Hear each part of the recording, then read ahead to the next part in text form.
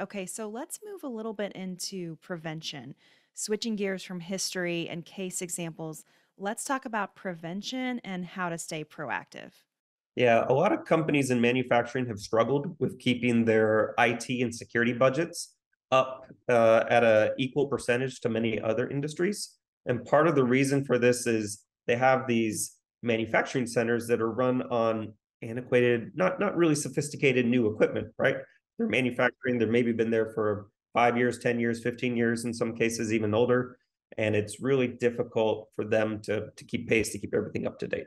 So, what are the things that I recommend manufacturers do to make sure that they are, keeping up with these types of things? One is number one is understand your data. What is it that you really want to protect?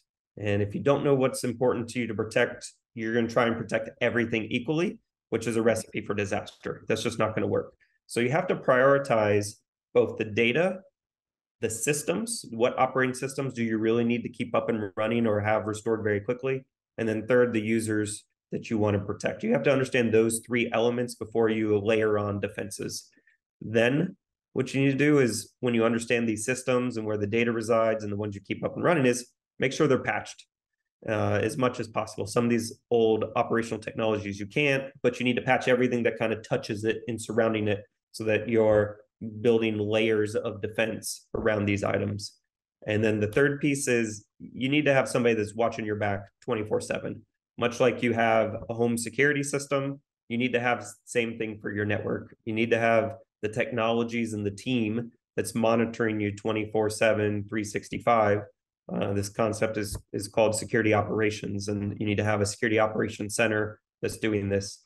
And the good news is that you don't have to do it all yourself because it's very expensive to build your own security operations center, get the technology, hire enough people to do 24/7. Like there are good outsource options that you can bring on as a partnership for these things too. So those are some of the things that I think companies can do to help understand. And the final one is what we're seeing is industries come together in something called information sharing team, ISAC for short for this. And what they do is they get together on a regular basis and they essentially share war stories of what happened so that they can, high tides raise all ships. And by sharing threat intelligence information about attacks and vulnerabilities and what they're seeing, they can help each other bolster their security through that knowledge exchange. And that's something that I encourage every company to get involved with within their sector.